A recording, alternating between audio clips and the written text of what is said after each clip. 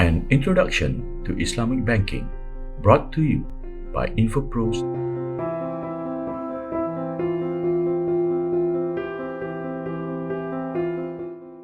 In conventional banking, money is recognized as the underlying asset.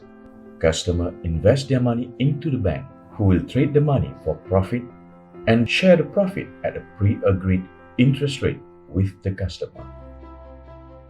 On the other hand, in Islamic banking, the customer will invest money into a bank, and the bank will then trade in Sharia compliance product or services.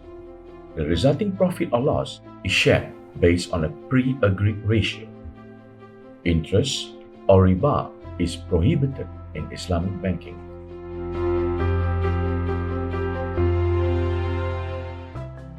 In Islamic banking, all customer investment in banks are attached to real assets. The bank will then invest this money into commodities, properties, and services. The bank is not allowed to invest directly into monies and debt. In the Middle East, countries have prohibited the sale of debt. However, in Malaysia, such practice is permitted on the basis that the debt sold by Islamic banks is essentially the profit generated from the sale of commodity-based mode of Islamic finance, such as murabahah. In other words, a debt is tradable commodity or asset because its existence is tied to the real asset sold under the murabahah sale. In Islamic banking, the profit is earned as a result of the exchange of goods and services. The profit earned by the bank from the investment will be shared with customer on a pre-agreed ratio.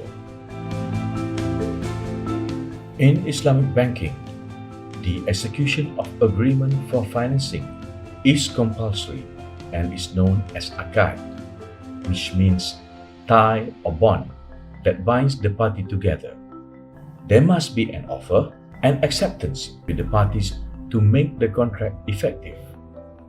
The contract is null and void if one of the contracting parties disobeys the terms and conditions.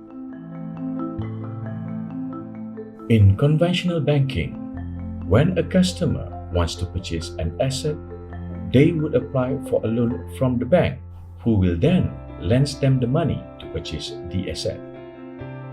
However, in Islamic banking, when the customer needs to obtain financing for an asset, the bank purchases the asset on behalf of the customer and sells it to them.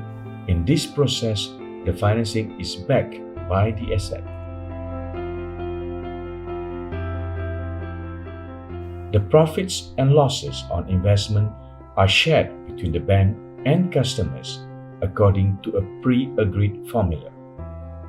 The pre-agreed formula is not solely based on amount of investment, but also takes the level of participation into consideration.